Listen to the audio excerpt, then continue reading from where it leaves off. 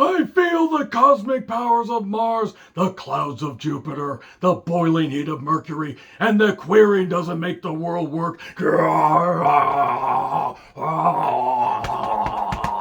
Ah, the legacy of the Ultimate Warrior. It is a complicated one. I'm John Retton with my review of WWE on A&E Biography, the Ultimate Warrior Edition.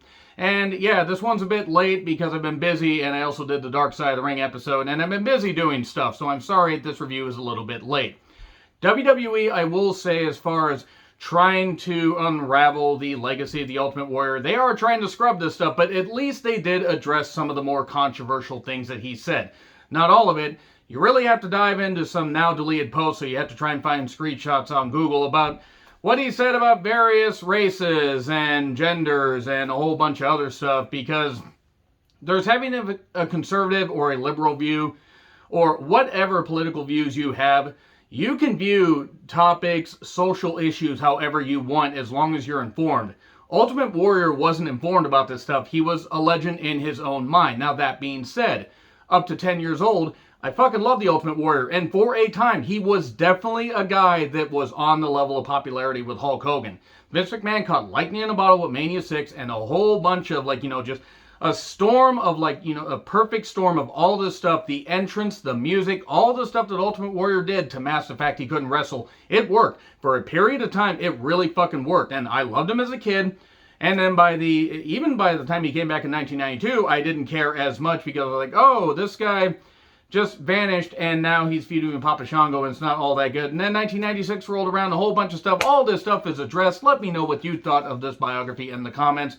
No, I'm probably not going to review every single one of them because the Randy Savage one pissed me off. The Booker T one was actually not all that bad. I believe they're doing the Bret Hart one coming up. I have not seen the Mick Foley one yet as of this recording because I got a lot of shit that I'm reviewing. Anyway, so they did get his daughters in on this, and it is, I do want to say, I feel bad for his daughters growing up without their father. They got to have their father for a period of their lives, but not that long because he did die in 2014.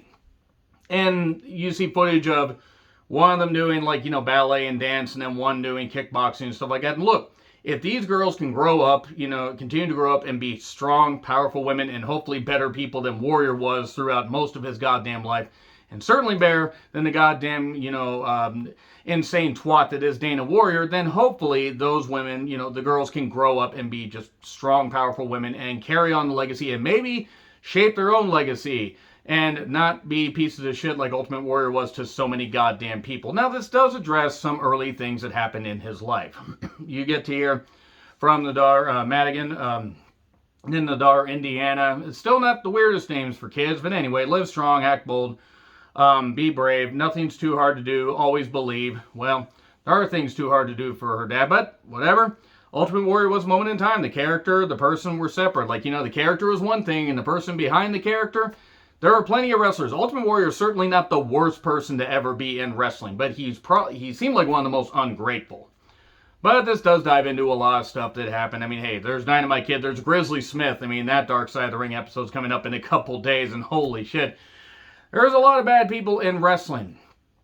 And if WWE and Ultimate Warrior came to an agreement and were able to just, hash everything out, and Vince and Ultimate Warrior were able to basically part as friends and, colleagues and everything, and just scrub all that stuff, and just leave that in the past, good for them. Hard for fans like myself to do that, considering this guy showed his true colors, and that's why we hate him. A lot of fans do. Some don't. That's all right. What do you think Ultimate Warrior's legacy is? Just a moment in time? Is he a character that you really love, but you recognize the person's a piece of shit? Because you can have it both ways. You can recognize that with a lot of wrestlers. There are people that want Chris Benoit in the WWE Hall of Fame.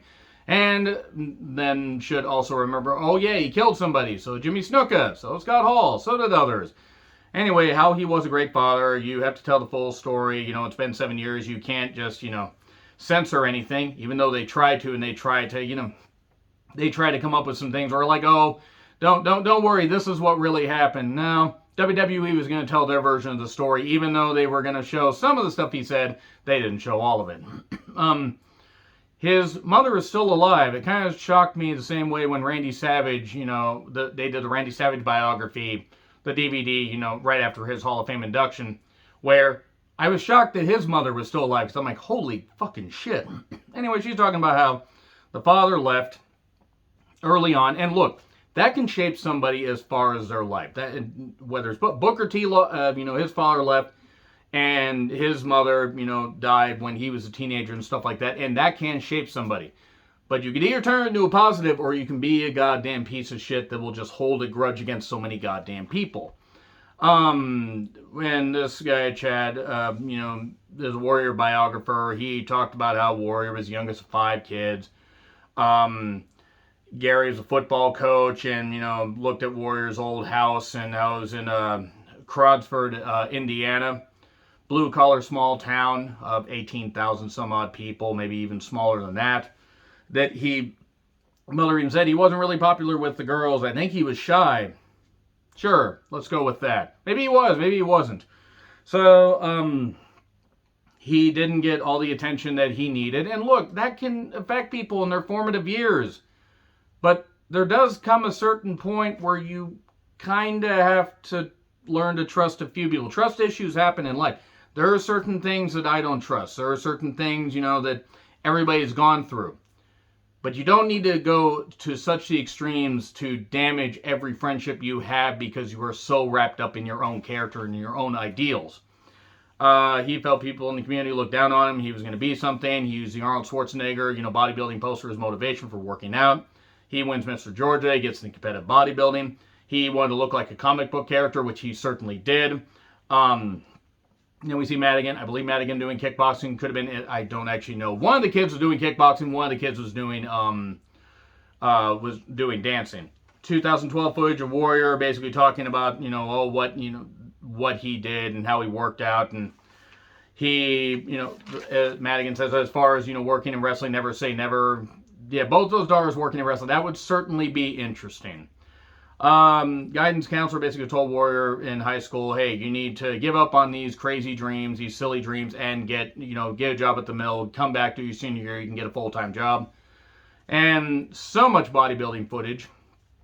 And then Ed Connors of Gold's Gym talked about bodybuilding, Rosenberg and Roberts, because they couldn't find any talking heads really from the new Warrior during his career. They could say positive things about him. That's why Jim Ross, Jim Cornette, and so many, Jake Roberts and others during that Dark Side of the Ring episode basically said what they felt about Warrior, and it stuck. And it wasn't smut and filth. It was accurate, Dana, you stupid twat. So anyway, I will say that this one was more, I don't want to say more accurate, but it was more fleshed out than I expected. They didn't hide as much. They still hid stuff. They didn't hide as much. Rosenberg and Roberts talked about him getting into, wanting to be like Arnold, being influenced by him,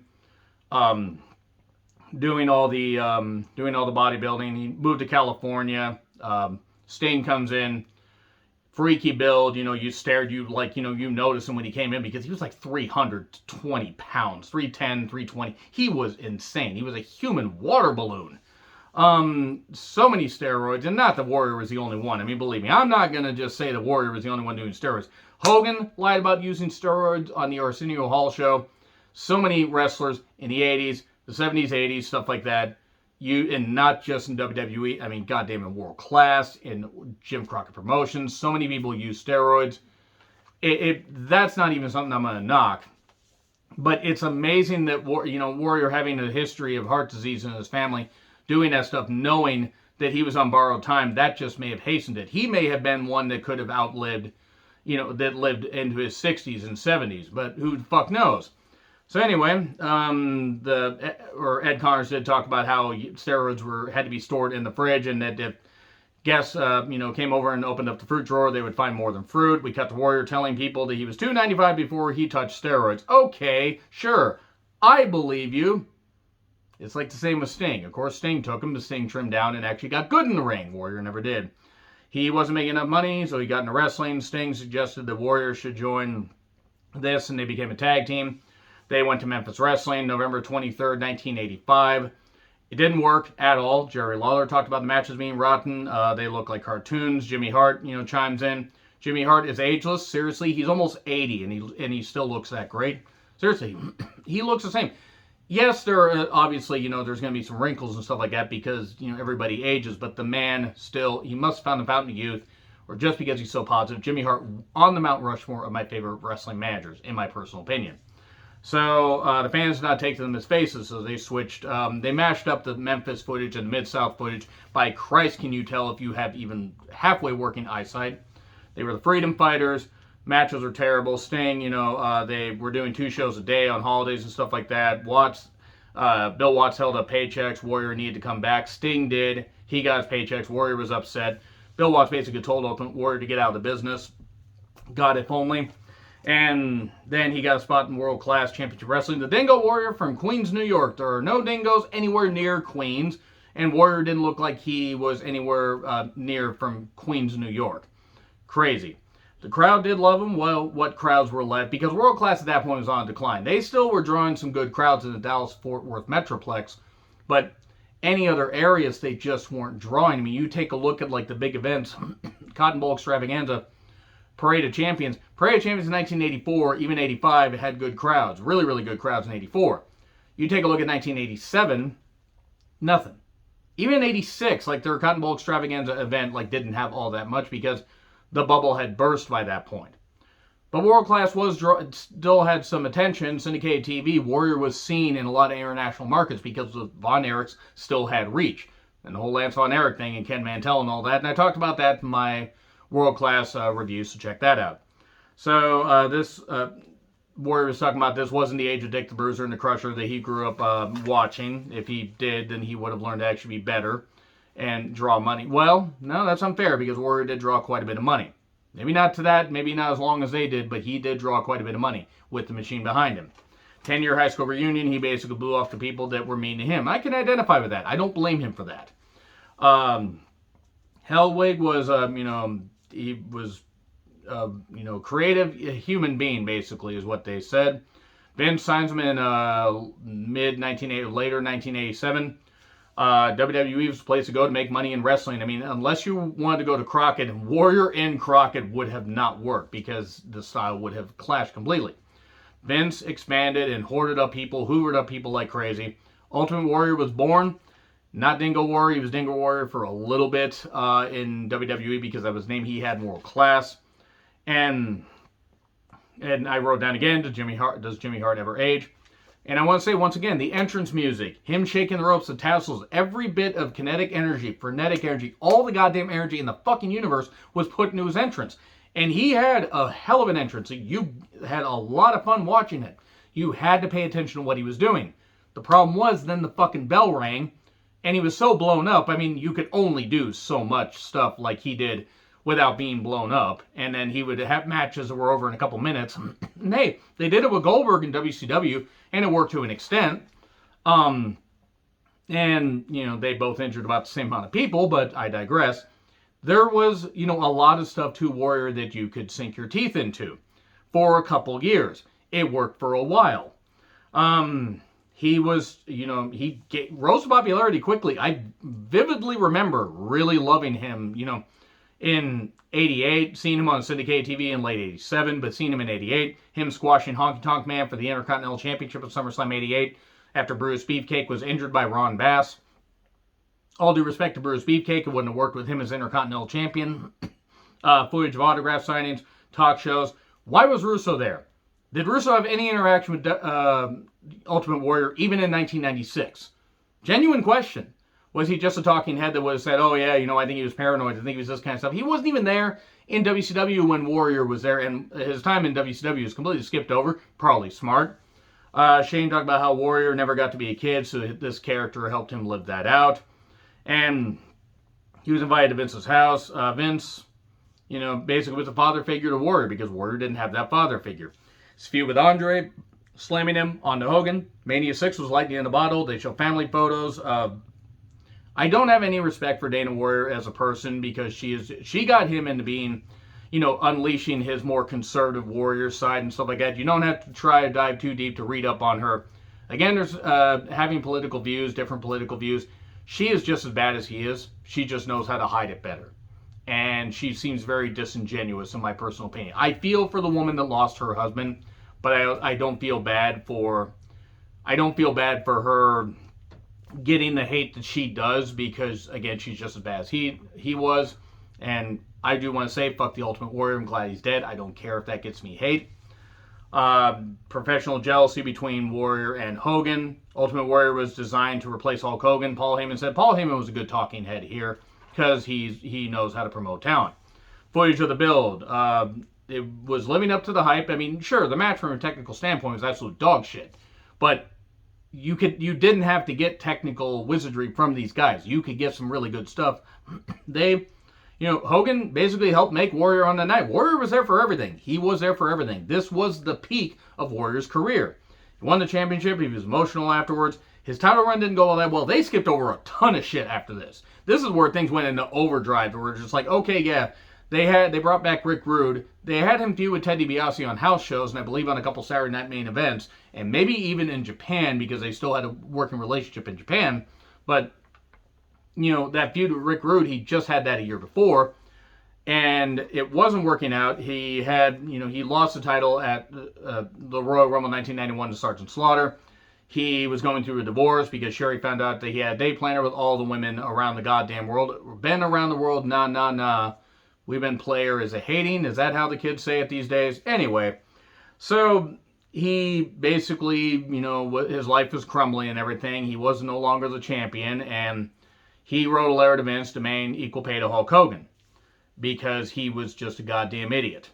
And also, he had to make an apology video to a kid that he blew off that happened to have parents that were tied to the company, and he just couldn't get it right because I understand that sometimes people can be ridiculous begging for autographs. I wouldn't know what that's about because I'm not famous. People have bad days. I get it. Blowing off a kid, though, that could shape that kid's life. And Warrior knowing how it is to have traumatic stuff happen, like, he could have at least been like, all right, kid, let's do this. But no, he didn't do that.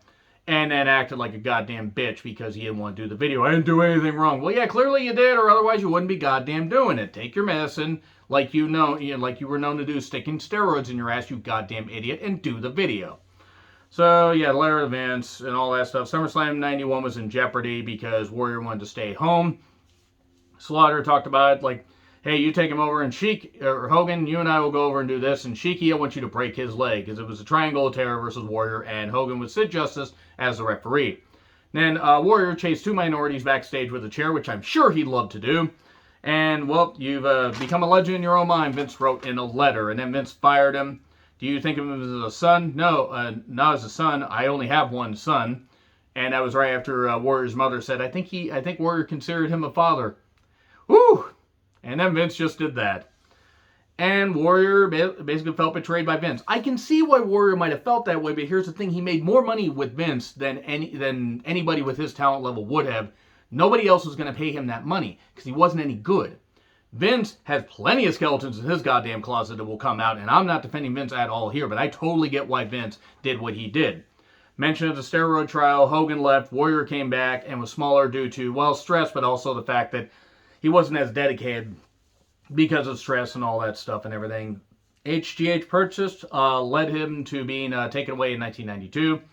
The timeline went all over the place, by the way, before he left, like where they're talking about he was feuding with Undertaker and then Jake Roberts and all that stuff and everything. And they just kind of glommed over a whole bunch, or just went over a whole bunch. He was taking meds for depression, anxiety, and I have depression, anxiety, and I can identify with that. And I feel bad that he was doing that, but that could have been due to the steroids and the HGH and all the stuff he was taking, where his body chemistry was messed up. And then he legally changed his name to Warrior in 1993. And in Warrior University, with a wrestling school and everything, because a guy that can't fucking wrestle to goddamn save his life, or, basically even apologize for breaking a guy's neck like he did to Bobby Heenan, and then wishing that Bobby Heenan's cancer would take him away a little bit later. Good job. You didn't like the Bobby Heenan told the truth about you, did you, Warrior? Yeah, again, fuck Ultimate Warrior. I'm glad he's dead. And Dana Warrior applied for a job, I believe, at Warrior University or his gym, and later they got married. They both had demons from their childhood. The return in 1996, Dana Warrior comes across as disingenuous, which makes sense. Warrior, had a comic book. He returned at Mania 12, and they said, the death of his father is what led to him not showing up. It actually had to do with the fact that Vince McMahon had, used a Warriors logo as a way to like hype up and everything after, like it was like this autograph signing or whatever, or this comic book booth, or at this convention or something like that. I forget the exact name of it, but it was that Warrior was like, that's my trademark stuff. You need to buy a bunch of my comics to make it good. And no, that's not going to work. And Warrior's return in 1996 was goddamn bullshit because they popped when he returned at Mania 12. He didn't fit in 1996 because he hadn't improved. Yeah, him squashing Triple H was funny. And then they skipped over his entire WCW run, which was probably for the best. Talk to me, Warriors! And then it made no sense after that. University of Connecticut speeches. Queering doesn't make the world work. If that line doesn't automatically make you hate somebody, but he was saying if everybody was gay, then, the species would cease to exist. Sure, that wasn't what he fucking meant, though. Because if you pay attention to the whole speech, it's out there on YouTube, at least enough of it. He was already being racist and homophobic and a whole bunch of stuff or whatever. So yeah, he stuck his foot in his goddamn mouth and stuck more steroids probably up his ass because that's all he goddamn knew what to do. And, he listened to Rush Limbaugh and then talk radio influenced him. No, it was Dana that influenced him. I mean, I'm a Warrior, I feel, probably felt this way for a while anyway. But yeah, he just decided to basically be like that. And then he made no sense. He was toxic, all that stuff. Dana was disappointed in him. Disappointed! And then, basically, even though she agreed with him deep down, self-destruction of the Ultimate Warrior depressed him. They skip over to lawsuits. They go to a reconciliation period where he was gentle with his girls. Good father, great father. His redemption, Hall of Fame induction. One day a man's heart beats his final beat, his lungs breathe their final breath. That was on Raw, and he died a couple days later. He died the next day. Isn't it ironic, don't you think? And his speech and his legacy and everything and stuff like that. His legacy will be as a moment in time of one of the biggest stars for a period of time. There's no denying that. The entrance, everything, all that. He was a cartoon character and was an icon for a brief time in WWE. But he's also somebody that was known as a hateful, disgusting monster, and that will never be fucking forgotten. I'm never going to fucking forget that. Same goes for a lot of wrestlers. If he made peace with Vince, and if his girls can grow up to be better people, great. But no, I'm not going to apologize for what I said about Ultimate Warrior. Those are my thoughts. Anyway, let me know your thoughts in the comments. Like, share, subscribe, Twitter handle in the description. I'm John Ritlin. I'll see you soon.